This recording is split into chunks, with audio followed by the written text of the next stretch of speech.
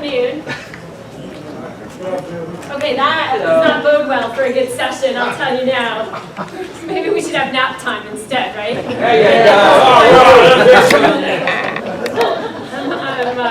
No, I just drove 2.5 hours here. We're going to do some talking, if only for a few minutes. So I'm Millonzi from the School of Government, and I work mainly in the area of local governments and local government finance.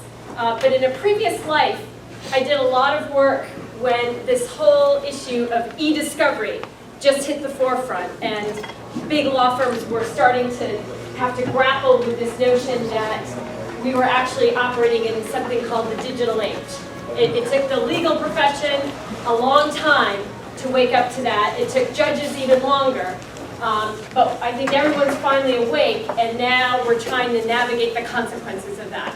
And so we're going to spend some time today talking about some of the unique issues that local governments face, or government entities in general face, in dealing with this issue, but also more generally, because a lot of the issues that come up are problems whether you're a private sector entity or a public sector entity. So who here has ever been involved in their current capacity or former capacity in local government in a lawsuit? Maybe not personally, but your unit has been involved in a lawsuit. Okay, so nobody else wants to admit that. I didn't do anything wrong, right? Like, secret safe in here. How many of you have ever had to deal with a public records request? A lot more of you.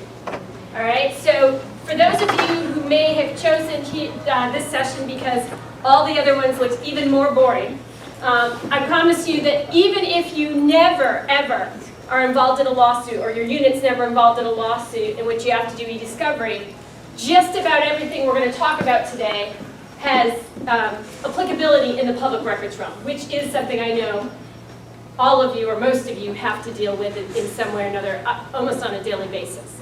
So hopefully that's enough of a hook to keep you awake for a little bit longer here. So we're going to start off. How many of you have ever heard the phrase or term eDiscovery? Go ahead, raise your hand. All right, good. How many in your units have taken some steps over the last 5 years to do something differently because of this thing known as eDiscovery? And what are some of those things are? So this will help warm up the room, I think. There's a bunch of hands back here. What have you done? Social media archiving. So social media archiving. I'm going to be the parent in case we can't all hear in this long room here. Social media archiving. How many have done that? Okay, a few. What else has been done? Additional tools to go through your email servers. Can you repeat? Additional tools to go through your email. So talk a little bit about what kind of tools. So being able to mine user data using search terms and pull out some subset of data based upon those terms. So using sort of targeted search terms and other digital tools to be able to identify documents, identify information that might be kept over, in various places. And my guess is most of you have a large repository of data and an ever-growing repository of data. And so using ever-increasing new, shiny, fancy tools to try to cull through that data to identify relevant information. What else? Anybody doing anything else related to this thing known as eDiscovery? All right, anybody in the past 5 years adopted any new practices, policies, software, technology in order to better deal with managing and responding to public records requests in the digital age? We've taken the bury our head in the sand approach to e-public records. Okay, good. Well, that may mean that there's something to get out of this session. So we're going to talk a bit about specifically eDiscovery, but we'll touch along the way on e-public records, which is just a fancy moniker for dealing with public records in the digital age. And talk where the courts are on this issue now, where the problem areas are, and then where the rubber meets the road is really that tagline.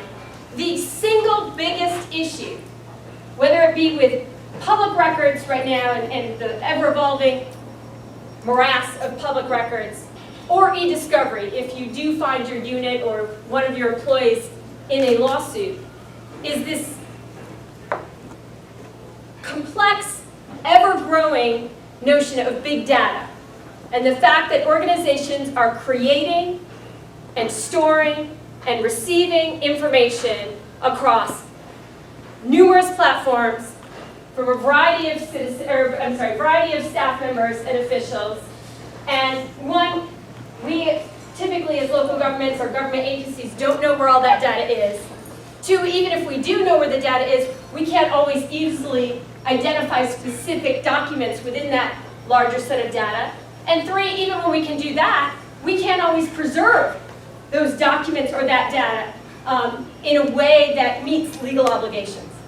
And so the biggest problem is dealing with the ever-increasing volume of data across these multiple platforms and trying to apply public records rules and litigation rules, quite frankly, that were written back in the 1940s and 50s and sometimes 60s and 70s, where we didn't have these complex digital systems to deal with.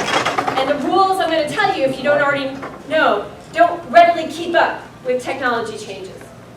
And so we're constantly having to fit, I don't know if it's round peg into square hole or vice versa, whatever that metaphor is supposed to be. We're constantly having to, I'll switch. We're constantly having to duct tape things together in a piecemeal fashion, and in a way that is burdensome, seems inefficient, and perhaps is more costly in the long run. And so we'll spend a little bit of time today brainstorming what you can do to be proactive, to perhaps avoid, to the extent possible, having to duct tape solutions together when you're faced with either public records requests or litigation. So again, let's start with the litigation piece. Most of you said you're familiar with eDiscovery, so this should be a reminder. In our American civil system of justice, when one party sues another, we have this phase at the beginning of the litigation known as discovery. And basically that's the part of the litigation where both parties get to share all the information that they have related to whatever's in dispute. And so unlike how movies and sometimes television shows portray the litigation process where someone's on the witness stand and you produce all these surprise documents and everybody's shocked because nobody's ever seen that before, that just doesn't happen in the real world. In the real world, parties to litigation share everything they have. And there's a very detailed, sometimes extensive process where that sharing takes place. And there's different elements to that sharing.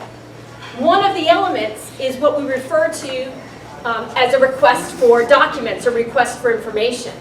And back, now I keep having to add years to this, but back 20 years ago, when parties were in litigation, the request for documents or the request for information was a request for open up your file drawers and pull out the pieces of paper in the folders that might relate to this.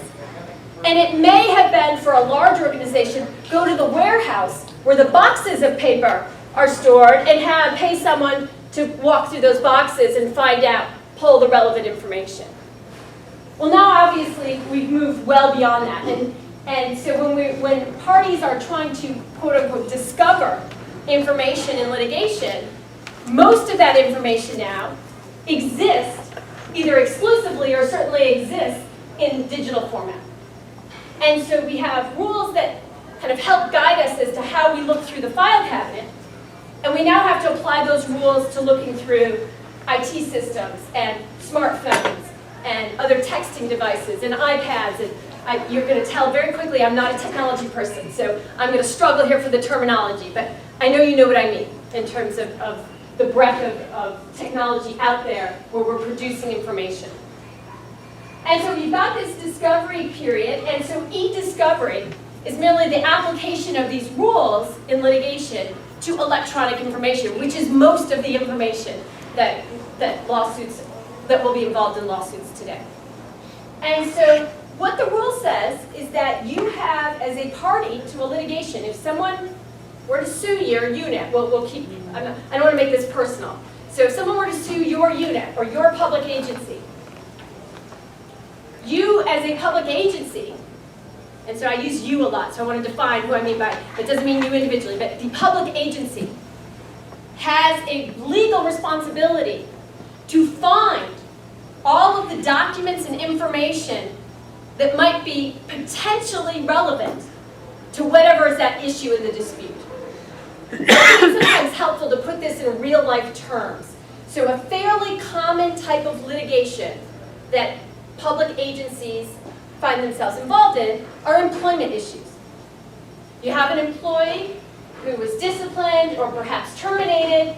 That employee is not happy with that outcome and may feel that it was done for inappropriate reasons. And so, by and large, our biggest source of lawsuits at the local level in particular are employee suits.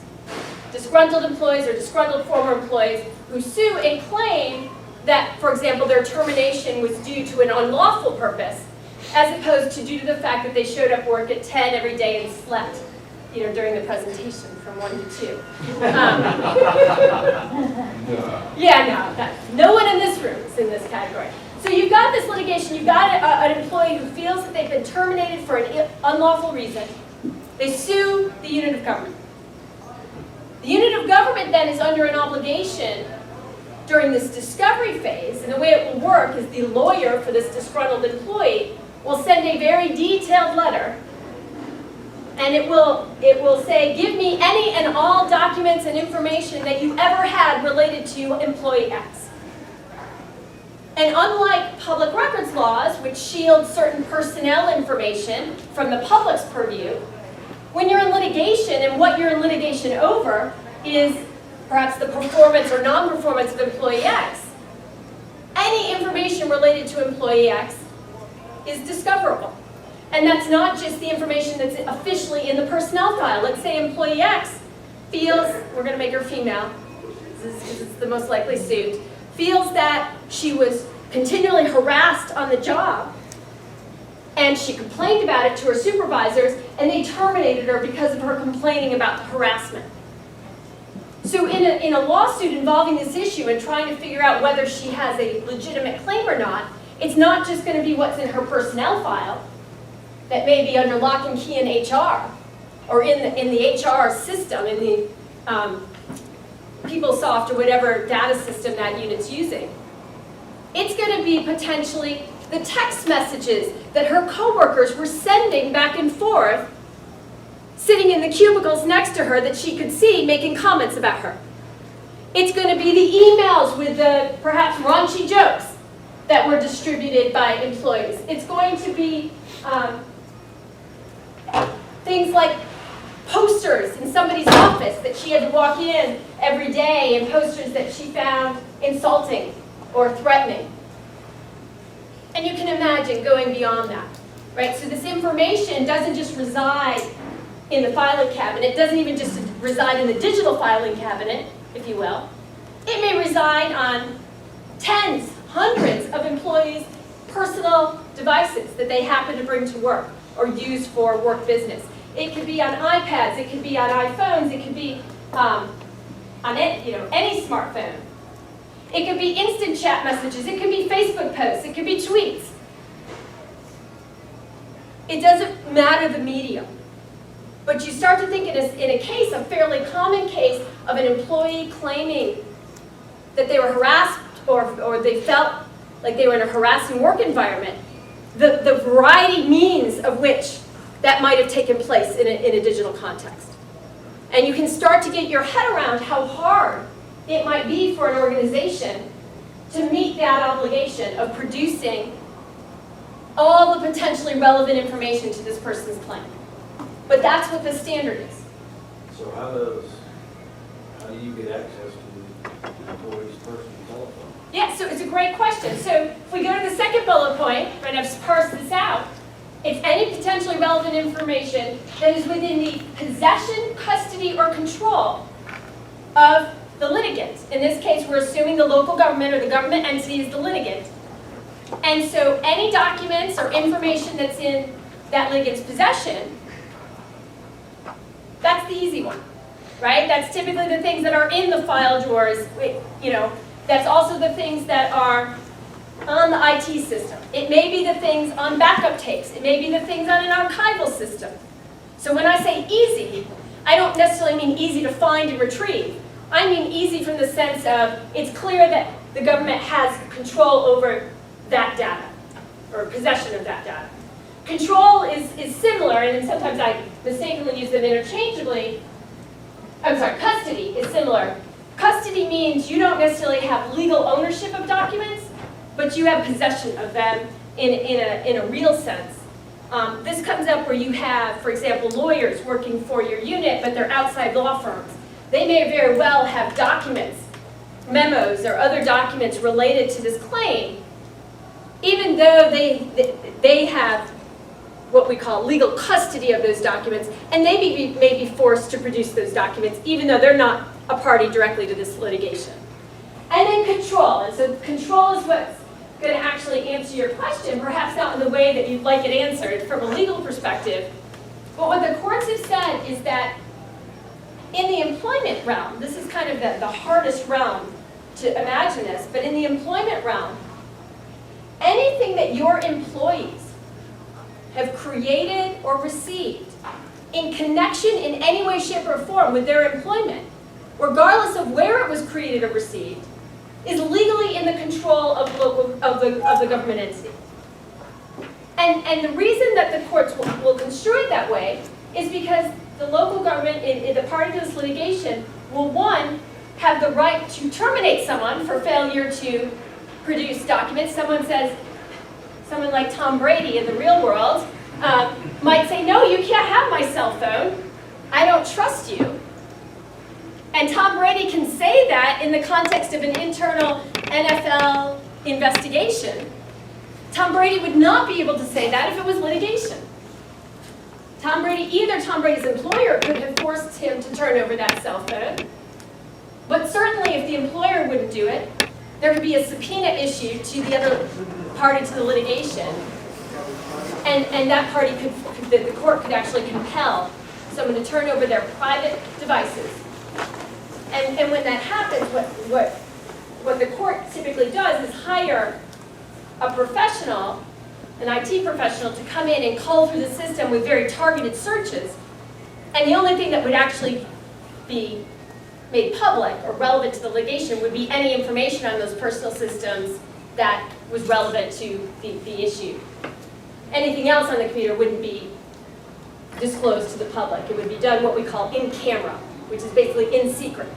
It seems funny to say in camera is in secret, but that's how the legal system refers to it. So there are legal mechanisms to compel, in this case employees, to turn over their personal devices in order to check or verify that there's not information. And in an extreme case, courts have readily issued those subpoenas. All of this notion of discovering of information that is potentially relevant to the litigation and within the litigant's possession, custody, or control is governed by what we call rules of civil procedure. And they're rules that only come into play when there's an actual lawsuit that's been filed. All right, so this obligation doesn't get triggered until the actual lawsuit is filed. It's not enough to trigger the rules for someone to stand up at a public meeting and say, I'm going to sue you. They actually have to go through the process of filing the documents, thereby triggering the rules. And there's separate rules if you're in federal court, which you'd most likely be in with an employment matter, or in state court, which you're more likely to be in if your unit's in a dispute over a contract or a vendor issue. But the rules, although they're different, they're close enough, they're similar enough, that we can talk about them both in the same way. So that's the discovery phase. That's what happens after the litigation is triggered, and I'm sure the wheels are turning already about how difficult this could be. I'm about to make it just a tiny bit more complicated. In that, under what we call the common law, which means basically it's not written down anywhere, but courts have kind of made it up as they've gone along, and everybody has come to understand it's the rule. And any future court is going to apply this rule as if it was written down. Right? It keeps lawyers in a job. Under this common law, what judges have said is that if you're an entity that has reasonable anticipation of being involved in a lawsuit, you have a legal obligation to preserve any information or documents that might be relevant to this litigation that might happen. And so, again, take it take it up one notch in terms of complication. Not only do you have to figure out how to identify and preserve information once the lawsuit actually happens and you know exactly what it's about, units, if they even reasonably anticipate that there might be litigation over an item, have to take steps to preserve any of the documents or information so that it doesn't get deleted or overwritten or modified, and I'll throw all the fun at once, so that the metadata doesn't get altered. Right? And that usually when I say that, it's to a room full of lawyers and they have no idea what I mean. And here it has more effect, right? Because you know how impossible it is to preserve at least some aspects of metadata, right? Every time you access a file, there goes some of the metadata, right? And so we're going to come back and talk about metadata and what some practical solutions are. But this is all just in anticipation of litigation.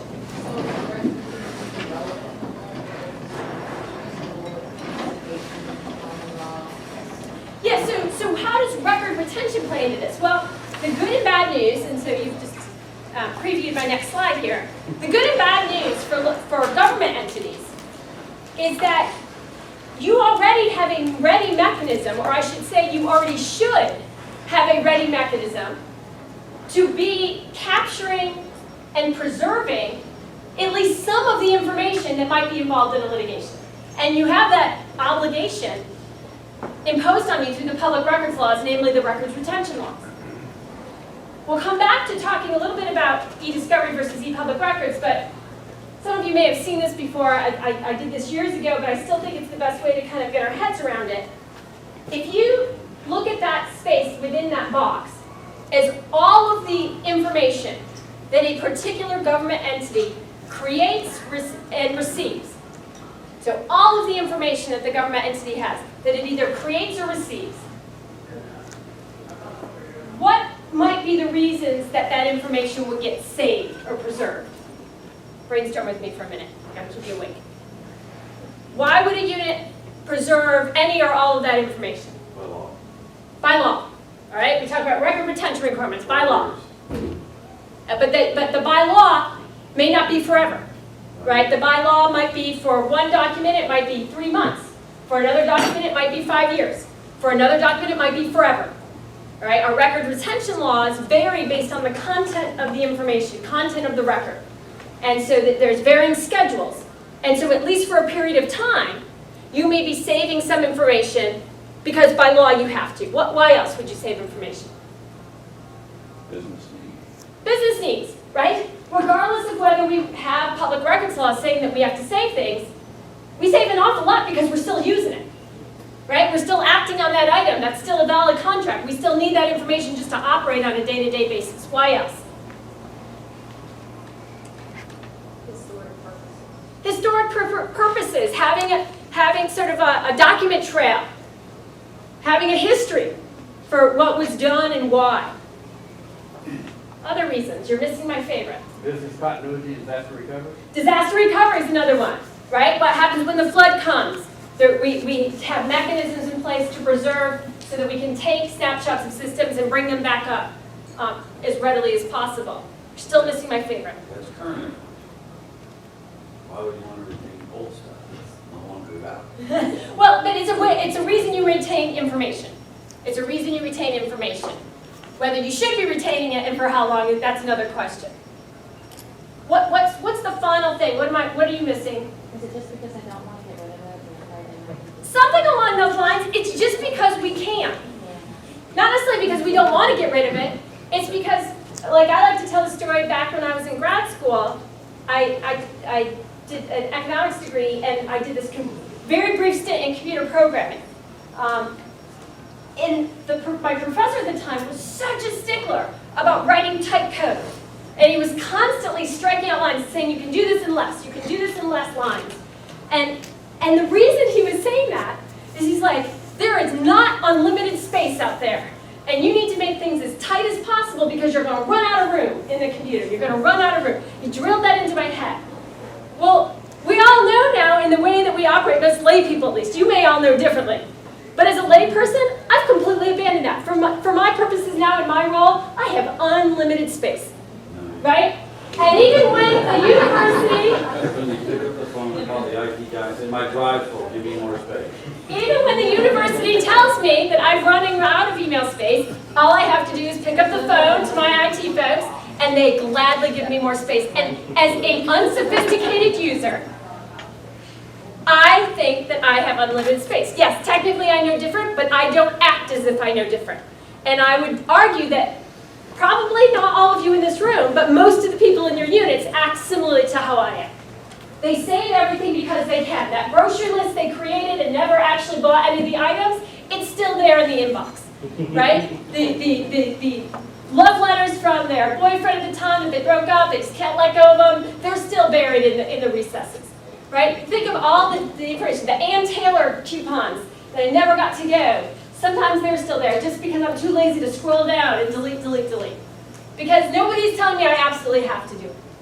So this notion of because we can. So we've hit on the highlights of why you would retain information. And I think we're starting to hint at maybe we maybe shouldn't retain as much information as we do. And we'll get there. But these are the reasons why, or most of the reasons why, we actually do retain information in our units collectively. And then what I'd like to talk about is then if your unit finds itself reasonably anticipating a lawsuit, so the big black pointy cloud here, it creates an independent obligation to preserve information. Now note, strategically that black blob, I know this was very rudimentary, but I drew that strategically because it overlaps to a great extent with information we're already saving. Either because we have an obligation to save it, or because we can save it and we just haven't deleted it, or because we're saving it for disaster recovery or current operations. But you'll note that that black blob extends out into that white space just a little bit. And in some cases, it would extend out into that white space a lot. Which means that if you find yourself reasonably anticipating litigation, your unit may very well have to be preserving information that it would not preserve for any other reason, even though because we can. Which means we have to know when and if to pull the switch and stop the routine processes. And we also have to have mechanisms in place to not just tell our employees and officials that they have to stop the processes too, not just implore them to please do it, but to monitor that they are doing it and to follow up behind them and to maybe clean up after them when they don't do it properly. And as Shannon and I, Shannon Tufts, when we co-teach this class, she usually pipes up at this point and she says, Carol, tell them that it's not their responsibility, right? It's not IT's responsibility. That's absolutely correct. But I dare say that you're in a unique position in the organization where you can, probably in the best position to anticipate how your employees and officials can and perhaps are creating information. And you're going to be in the best position in most cases of helping the managers, the lawyers, the board identify processes and practices to allow the unit to better comply with the law.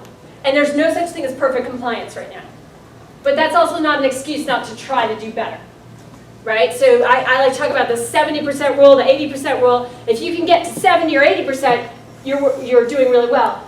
Most local governments that I talk to, it's usually in panic mode, they're at 30%, right? So there are things that I think you can do that are relatively low cost to be better at dealing with this situation or mitigating it against the worst case scenarios when this arises. So I talked just a bit about the employment context. I want to give you all a chance to brainstorm in a few minutes, but first I'm going to tell you a story. This one's a rip from the headlines, real life story. And I think it starts to I think it puts the exclamation point on what I've been saying so far. City of Prescott, Arizona has a situation where I love this. This is the greatest typo. And I'm going to tell you about the greatest typo I've ever seen in a court case. When I started to read this case, it referred to the fact that the city of Prescott had a contract with the local human society. And so I read through this case, and several times in the case, the court refers to the local human society. So it's not really that germane to the issue, so it never really talks about the local human society. But when I started to write about this and talk about it and teach it in class, I thought, I better know what the local human society is, just in case it's a subject matter I shouldn't even bring up, right? Like, leave that out of discussion. As it turns out, it's a local humane society. So I love it. I love this notion that I actually thought there might be something called a local human society, and I was very curious as to what it might stand for or do. Local humane society. So city had a contract with the Humane Society, not unlike what we might see with our counties here in North Carolina, where the contract was for the local Humane Society to actually run the no-kill shelter. So the no-kill shelter that the county was providing was actually by contract with the Humane Society. So that was what was going on here. You had a director of communications for the Humane Society, which is a private entity, but contracting with the city to perform this shelter work. The director of communications, again, this is not something that's probably ever going to happen here, but as a citizen of Prescott, she became very unhappy with something that the city board had done, in particular something the mayor had done. They had fired an employee, and the court never reveals all the details. I did some detective work, and it turns out there is a big kind of scandalous mess as to why this employee was fired, and we'll have to talk about that at the break. But this employee was fired, and Ms. Riley was really unhappy as a citizen, and perhaps they hinted at a friend of this individual who got fired. And she started to become pretty vocal about it. You can imagine this citizen, right? She's the person that's out there on the street screaming about bad government. And she was not only out there screaming about how awful and fraudulent and, I won't even say the other words she used, about describing the mayor and the other city council members, she took to the digital mediums, the social media. She was tweeting it. She was Facebook posting it. And this all came to the attention of the mayor and the city council. And you can imagine, you can just picture the sort of bravado of the mayor, who was just incensed that this citizen, felt like she had the right to rile up other members of the city's population against the mayor and against the board. She doesn't understand the whole story, and you can imagine the discussions that took place. Well, what happened is that the mayor, and I believe they brought in the city manager, approached the executive director of the Humane Society and another member of the board of trustees of the Humane Society. And they said, look, get Riley under control, right? Tell her to shut up, or, when it comes time to reevaluate that contract that you have, where you're getting hundreds of thousands of dollars to run our shelter, we may look elsewhere, right? And it might not have been as explicit as that. It might have been more of a wink, wink, nod, nod discussion, but it was pretty clear that the mayor and the city council members were unhappy with the behavior of this Humane Society employee. So what happens is the Humane Society executive director calls in Ms. Riley to his office, and in the meantime, I should say, she had planned a protest, and it was all over social media, and actually I think one of the newspapers picked it up. Protest, November 1st. City Hall, be there with your signs, old-fashioned protest. Her boss, the executive director, called her and said, look, I understand you're unhappy, you may have reasons to be unhappy, but we got to be careful here, right? We've got this contract, it's the only reason we're in business is this contract with the city. We really can't ruffle feathers. I highly implore you not to, to cool it, not to go through with this protest, kind of, shut your mouth. And Ms. Riley didn't take too kindly to that, and saw it as a veiled threat of termination. And she indicated to the executive director, no way. Again, there's lots of choice language. I'm trying to avoid it all. No way. He then immediately placed her on administrative leave. So she goes on administrative leave. He said, this is, you're damaging our reputation. You're damaging the Humane Society. You're putting it at financial risk. You're on leave. She then goes November 1st and holds the protest. That is the actual protest. She's the woman with the bag on her head. So she evidently didn't want enough publicity to show herself, but these are pictures, and she had started this kind of anti-bullying society. So she does her protest, on November 2nd, as we found out after the fact, lots of emails start flying and text messages between the mayor in particular and the executive director and this board of trustee member about, this awful woman here and what she's doing, and perhaps not such veiled threats on what the consequences might be to the Humane Society because of it. So the executive director calls her in, I think it's November 2nd, the very next day, and says, look, you either do an official apology to the city and stop this now, or else. She said, no way, again, in her own way, and she was terminated. So she was placed on a longer administrative leave for a few days until I'm sure they got the lawyers involved, and then they chose to terminate her. So that's all a very long story to paint the picture, but I do it, I sort of drag it out in that way because this is a situation that you could imagine coming up in just about every government entity, right? And it's usually about employees or disgruntled citizens, right? Those are the two situations. And you can also imagine the reaction. People go immediately to their texts or go immediately to the emails and start saying things that are very incriminating after the fact. But we don't think in today's world that things we do by text message or even by email, we treat them as if they're phone calls.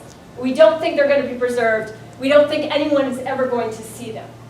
And that's what happened in this case. So information was shared. Well, as it turns out, there is a federal law called Section 1983 in which you are allowed to bring a discrimination case if you are fired for exercising your First Amendment rights. Now, typically, that only applies to a government entity. So private entities can fire people for whatever reason they want. All right, well, I won't go that far. Private entities can fire people because they exercise their First Amendment rights. There's no prohibition on that in the way there is against a government entity. But in this case, Ms. Prescott used this kind of strange legal provision to sue her employer, the Humane Society, and the city, claiming that she was in fact fired for exercising her First Amendment rights, and it was the city's fault because they threatened economic consequences if she wasn't fired. So it was kind of a backdoor way into suing the city, even though she wasn't technically a city employee. So that's the legal argument. So the suit begins. She sues, right? And so here's the timeline of what happened. So suit's filed. We're now in discovery. March 1, 2011, first you file a notice of claim. That's kind of a technical, so before you file the actual lawsuit, in many cases you have to follow certain administrative procedures. And so the first thing she did was file this notice of claim, which put the city in this case, on alert that there was reasonable anticipation of litigation. All right, it's very clear that if you get a notice of claim, you should be reasonably anticipating litigation. And so that happened March 1st. May 18th, and here's something that happens fairly frequently when you're in litigation with a government entity. She actually does a public records request for any emails or other information relating to the contract between the Humane Society and the city. No responsive emails, so that the city actually just ignores it. The city ignores that request altogether. August 15th, in the meantime, litigation was actually commenced, and the city and the mayor individually received what we call litigation hold letters. And basically that's a letter when the other party's attorney will say, you should have been on notice a long time ago, but you're really on notice now. You cannot delete anything. You must preserve everything that's related to this litigation from here on forward. And so it's kind of the fail-safe, safe harbor that once that letter's sent, we're going to quibble over when they should have started saving. But there's no question that once you get that letter, you have to save everything related to that litigation. Then it's followed up. Notice the time frame. Litigation doesn't happen very quickly in the American system. So it's followed up in May with a discovery request for emails. Any emails related to or about, in this case, Ms. Riley. What happens after that May 15th discovery request is that the city comes back with maybe 5 or 6 emails. And they say, yep, this is it. This is all that's ever been said electronically about Ms. Riley. And of course, none of those emails really have anything to do with this issue in the protest or why she got fired. So that's what was produced. Well, Ms. Riley's attorney convinces a court that there should be more, and that they don't think the city's been forthright, they've taken a long time, they've dragged their heels, they didn't even respond to the public records request, et cetera, et cetera. And the court's like, yeah, city, you've not really done your due diligence here. We don't trust you. But the court at that time said, we're going to give you, city, another chance. But we're worried that the mayor, in particular, has just stonewalled on us completely. And so we're not going to give the mayor another chance. And so the court ordered for a private entity, in this case, Google did it, because the mayor had a personal account, a Gmail account.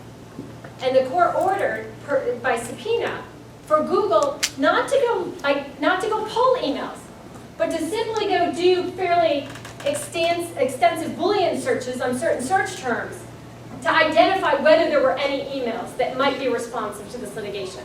And Google does that, and I think that 24. Google's search, just basically on the metadata, reveals, so looking just at the subject line and the date and the approximate dates of when something happened, Google identifies 24 emails that are at least potentially responsive to this claim. So what happens then is that the lawyer for Ms. Riley then immediately says, okay, city, we know there's 24 on the mayor's Google account alone. We're redoing our discovery request. We want at least those 24, and clearly there's probably more. That was submitted on July 30th, 2012. Nothing. No response from the city. October 30th, 2012, so a few months later, what had happened is Ms. Riley not only had issued these subpoena and made these discovery requests of the city and the mayor, they had at that point brought in the Humane Society as another party. And they issued a subpoena on the Humane Society to produce emails related to this. And of course, the Humane Society produced 5 emails, which were very damaging to the city because they were exactly the emails where the mayor and the city council members were having their exchange with the executive director and the trustee about this situation and what might come of the Humane Society if it wasn't taken care of. And so again, time passes, and Ms. Riley's attorney finally gets tired, and in March of 2013, goes back to the court and says, look, we know there were at least 5 emails. The city says that there are none. We know of at least 5. What else are they hiding? We know Google identified 24. We want them to at least produce that 24. And the court went further this time and said, yeah, Google, now you go in, not only identify those emails, but actually pull them. Well, Google went back, did the same search in the Gmail. Guess what? 24 emails, no longer there. Sometime between this very short time period of July 16th, 2012 and March 19th, 2013, those 24 emails disappeared, right? And so hopefully you're starting to get the picture here of where this is going. So Google can't find the 24 emails. Parties go back in, and again, we haven't talked one iota about the legitimacy of Ms. Riley's underlying claim, right? We have no idea whether she had a real claim or not, or whether maybe she was actually fired because she was an awful employee. We haven't gotten to the substance of her claim at all. What I find funny, and this picture prompts me, I always forget it, is that the mayor, when the sort of oopsie happens, and he can't find those 24 emails in his personal Gmail account, he responds in a deposition and says, well, I don't know anything about computers. You know, my secretary at work, she does all my email there. My wife does all my email at home. I haven't touched a computer. I don't really understand how they work. I can't figure out, even how to plug it in, right? This caveman approach response. And the court didn't buy it, of course. So what happened?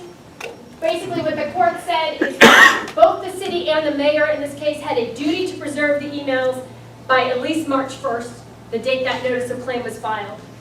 They did not preserve the emails, clearly. And the court found the behavior amounted to what we call gross negligence. And in particular, they found gross negligence because the city was under an independent legal obligation, according to its record retention requirements, to have kept these emails.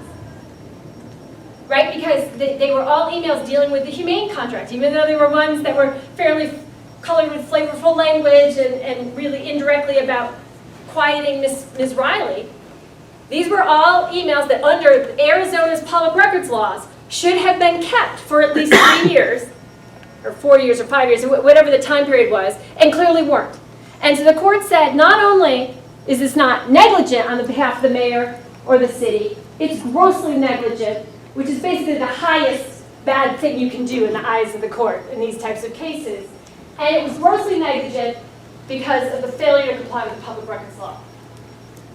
The court found that the mayor acted willfully in bad faith, particularly because once Google discovered those 24 emails, he should have known enough to turn them over at that point, not inadvertently, quote, delete, delete, delete. And the court directed what we call an adverse inference to the jury, which basically means that the judge stood up there in front of the jury and said, if you want to, jury, you can infer that the fact that the mayor didn't produce these 24 emails and that the city didn't produce any emails probably means that they had something to hide that would damage them in this litigation. If you want, jury, you can infer that. And I'll tell you what, when you tell the jury that they can infer something, they do. And so it was a massive award against the city and the mayor in his personal capacity, along with attorney's fees and the cost of this protracted litigation. I love this case. It's a little bit colorful, right? And in some ways, it's very bizarre facts. But in other ways, it's such a run-of-the-mill issue and circumstances that we could easily, in our local governments in the state, find ourselves in. A situation where we're not prepared, we have not educated our employees, and then add to that that some employees in particular situations may have personal incentives not to be that compliant. Tom Brady, you can tell I'm a Buffalo Bills fan, and I am going to take every opportunity to ding Tom Brady, right? Sometimes we have a personal reason not to want to comply, right? Because we know there's something damaging there. And sometimes, quite frankly, you have the employee, we have one of these at the school of government, who just doesn't want to get involved, right? So you might ask them to preserve things, and they're like, they don't have anything damaging, but they're fearful that they're going to have something damaging, so they start deleting, just because they have this fear. So you can have employees and officials that react a number of different ways in the face of this type of lawsuit.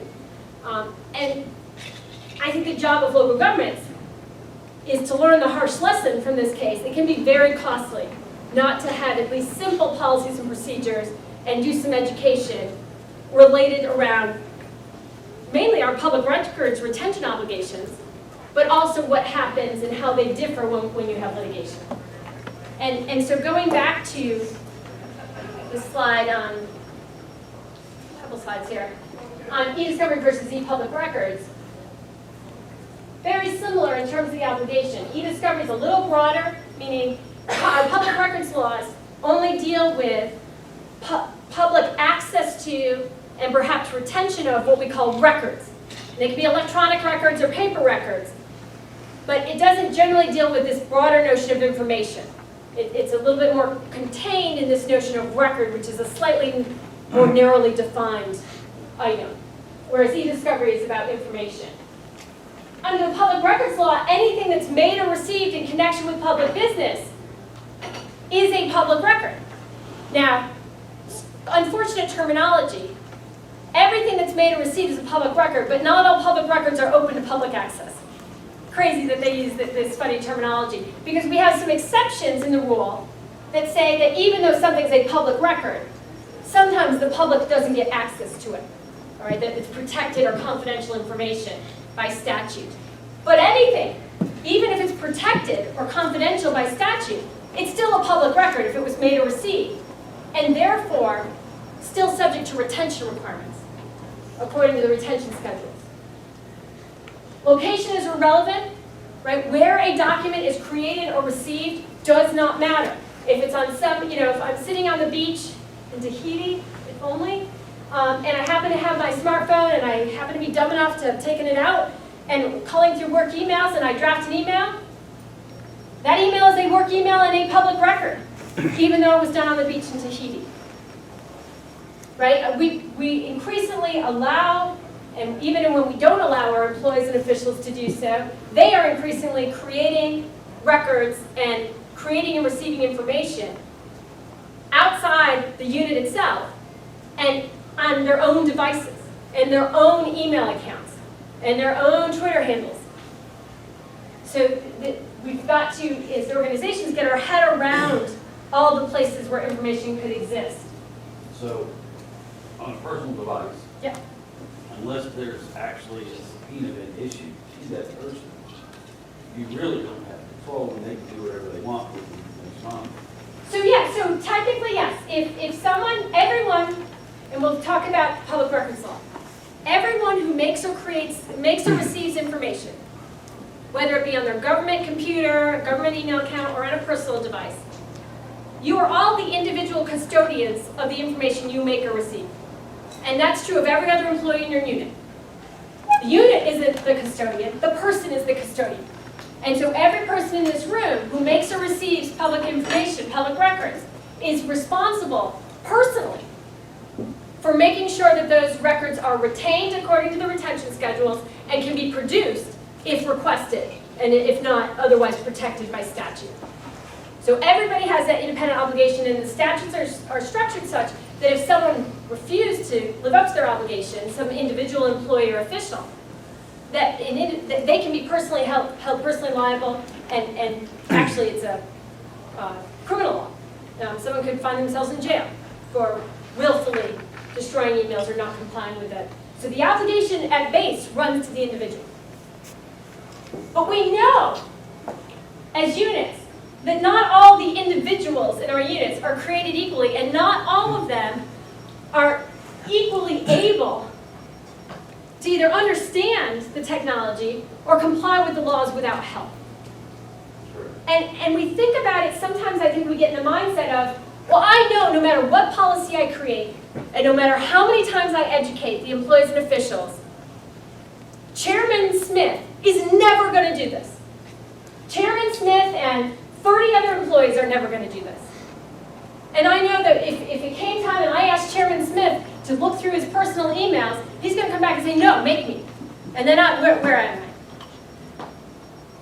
What I challenge you is to kind of flip that on his head and not worry about Chairman Smith and not worry about the 30 employees who are never going to do this. You need to worry about the 70 employees who will do it, who want to comply, who will go out of their way to comply if they knew how.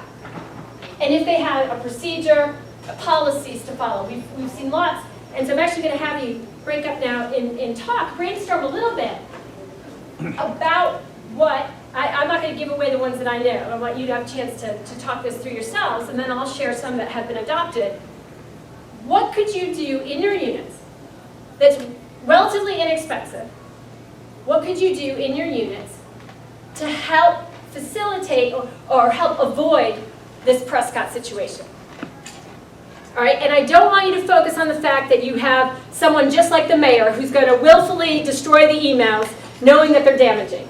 I want you to think about the 70 other employees who may actually conscientiously want to do the right thing but may not know how or why. And what could you do, and particularly what can the IT department do to help the unit? Assuming, of course, you're giving the power and authority that you need to do it, which I know is a big assumption. So go ahead and take a few minutes with just turn in your little groups and talk about either what you're doing or what you think you could do, and then we'll come back and talk about it as a big group.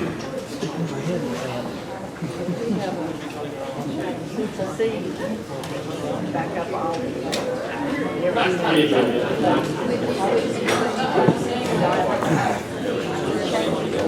So what do you guys think? Education, pretty much what we do.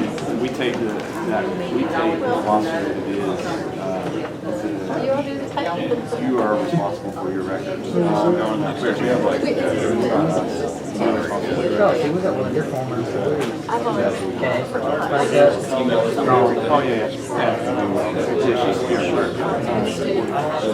we take that, in the event that we have litigation.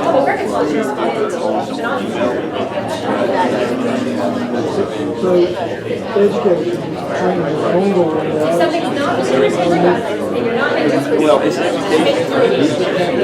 probably ongoing for high-level managers and So they're required to, well, okay. they're required Someone else's. They also required to do something. Or they just put them somewhere. No, what you mean? Are they keeping these emails? So that's why we how is your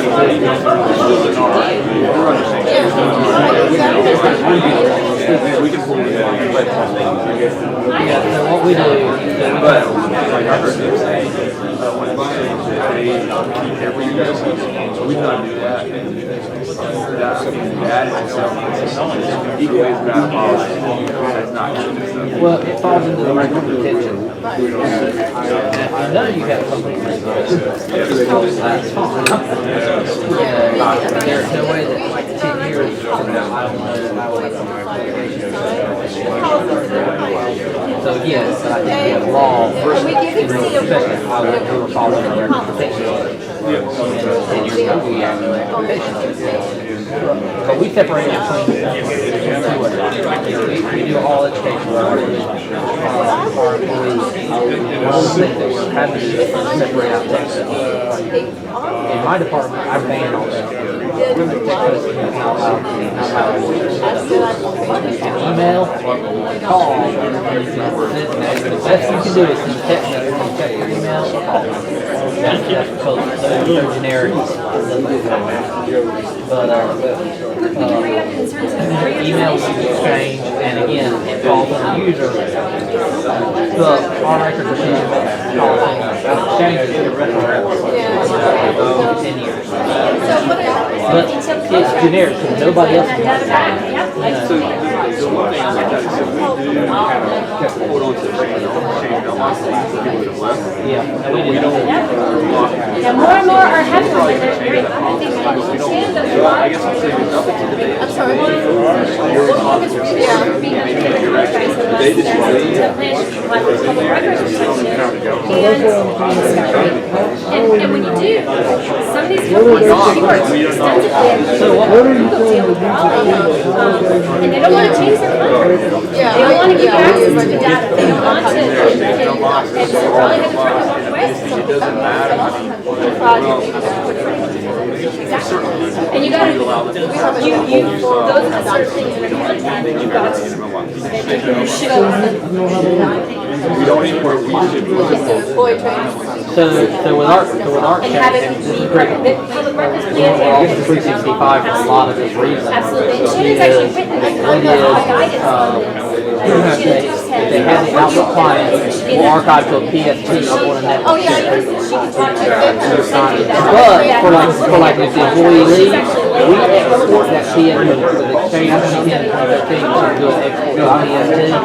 So to keep that email out of our exchange server or out of Office 365 starting with a license, we export it to a PST. But that's just easy. Brainstorm together how you might avoid or mitigate against this situation where you would find yourself being found grossly negligent because not only would you not discover the emails, but you failed to comply with the records retention requirements. So what could you do, what have you done in your units to help your employees and officials not find themselves in this situation? And again, not the ones that want to purposely evade, but the ones that just don't know any better. Don't document. Don't document, right? Everyone pick up the phone from now on, right? It's a lost art to talk to each other on phone. But the reality is, as our workforce gets younger, the less phone calls are made. I have a young niece, and I swear I might talk to her once a year at Christmas, but I communicate with her daily. She she only does this, and constantly. So we have to deal with the reality that more and more is going to be in written format. So I think it's great to say, pick up the phone. I think that's great advice. We should all heed it. It's probably not reality in terms of most of our workforce. So what else can we do? Education. Education, right? Sometimes it's as simple as doing something like this, laying out a case in front of your employees and saying, this could be you, and by the way, the legal fees were over $1 million. Good luck with that, right? So sometimes scaring people in a legitimate real world, with legitimate real world examples, into then saying, okay, wait, what do I need to do not to be in this situation? Anybody come up with processes to help employees make sure that they forward any information they receive on their personal devices to either a government email account or to the government system? Yeah. Before, Yeah, no, you had your hand up. Go ahead. so was the mayor personally liable for those legal fees? Mayor was personally liable, and the city was liable separately. Right, Yeah. separate, but Yeah. the mayor as an individual, The as mayor- a person, Yeah. using his personal email, had to pay $1 million for that person. Yeah, I think it was the amount of the mayor's sanction was 390,000. The amount of the city's was 700 and something. Yeah, but still, unless you're independently wealthy, that's a lot of money. Yeah. So anybody have policies or practices that they encourage their employees and officials to use? Right, sometimes it's as simple as creating a tutorial. When you get a text that's work-related, forward it to your work email account. Right? Get a text, forward it. Get a text, forward it. You can make a catchy logo, right, or a catchphrase up. That's an easy. It's not a perfect solution. As we know in this room, it's not going to capture all the metadata. But it will be a much better solution. I think it would have been a solution the court would have welcomed in this case. You're unlikely to get a gross negligence sanction if you've taken efforts to try to comply, even if it's not perfect compliance. And I want to stress that. We're not going to have perfect compliance. But it doesn't mean you can't take efforts. And the more effort you take, the more documentation you have of efforts that you've taken and trainings that you've had and policies you've set up to try to facilitate, the better you're going to be walking into court, even if something bad has been lost. Right? That we've seen a number of cases when the courts have said, yeah, you know, we do think some documents were not kept that should have been, but look at all these processes you had in place. You did the best you could, and we're not going to sanction you because of that. For us specific to a public records request with HR, like automation has been a big thing for us. Because although we're all aware with regards to HR records what the retention policy is, the issue with regards to like timing and finding those documents has been like kind of iffy. So it's kind of like, hey, laser features here, let us automate that retention so that you may or may not know, like knowing where your documents are. Particularly for information, we know according to retention schedules that some things have to be kept a very long time. Some things for 7 or more years, 10 or more years, forever. Particularly for those types of documents, whether they be in email form or more traditional formats. Having some more automated backup systems, having a system where those are flagged by the individual employees and therefore some processes in place where IT kind of takes hold over and automatically retains them or sets up some sort of backup process for them. That has worked. Again, it's probably going to be overkill. You're going to end up saving things for longer than you need to, but perhaps that's better than the opposite of things not being saved when they should have been. What else, though, on the flip side to that is, and I think someone over here was hinting at it, we're keeping an awful lot of data now that we shouldn't be keeping. All right, we do have to follow records retention laws. And we do have to keep things in reasonable anticipation of litigation. But that does not mean that I need to keep every Ann Taylor coupon that I get by email on my work account. And so having some policies and some education around delete it if you can, right? Another catchy slogan, right? I think that might be that they're walking me off the stage here. But delete it if you can.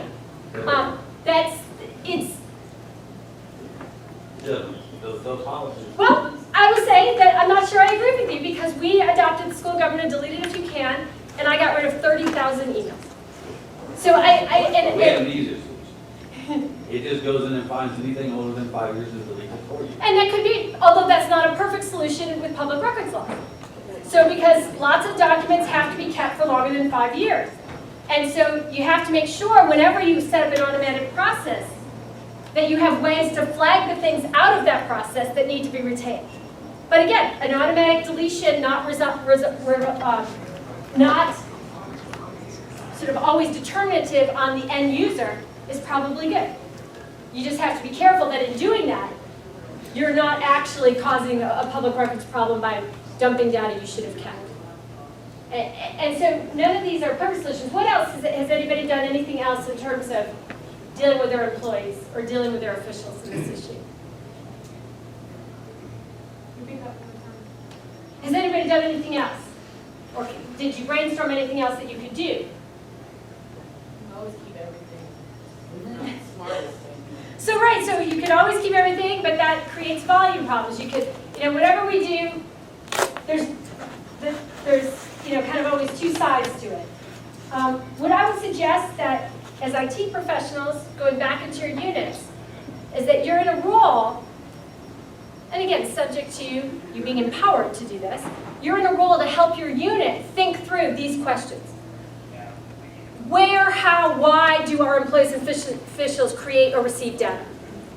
If we know for sure that we've got a lot of employees out there doing everything on their personal devices, we need to think about educating them and having some processes in place. If we have an older workforce and we know everybody leaves at 5 o'clock and leaves all their work on their desk, we don't have to worry about it as much.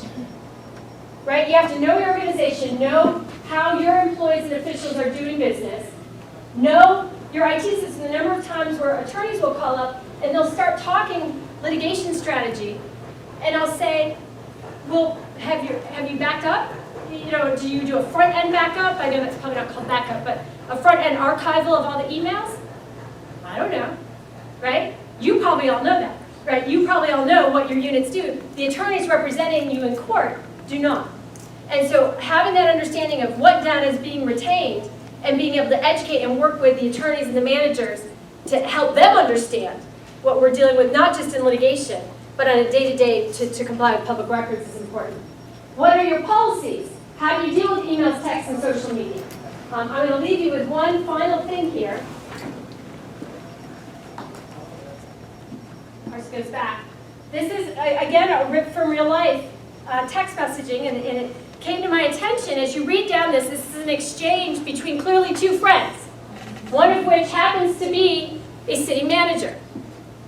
All right, and so they're exchanging this text message, which is blending, I hate to say business with pleasure. I guess business with personal might be a better way of saying it. So it's blending business with personal.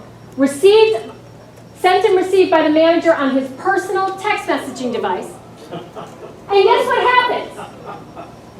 So this texting exchange takes place. As it turns out, the records retention rules require that any citizen complaint be kept for 1 year. This is a citizen complaint. Even though it came in this very informal fashion, it's a citizen complaint. The records retention laws require it to be kept for 1 year.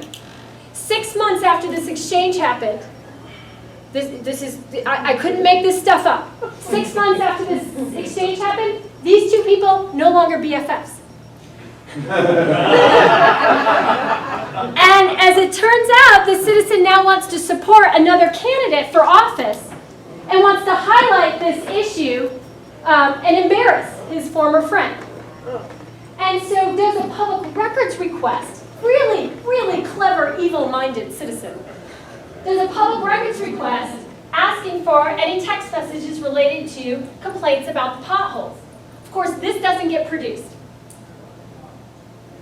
Well, citizen, who's someone like me, never deletes anything, and happens to have a texting plan that kept things for 6 months, just under the radar, was able to get the texting exchange back from his texting provider in time to splash it in the newspaper, and in this case, as it turned out, help the other candidate win.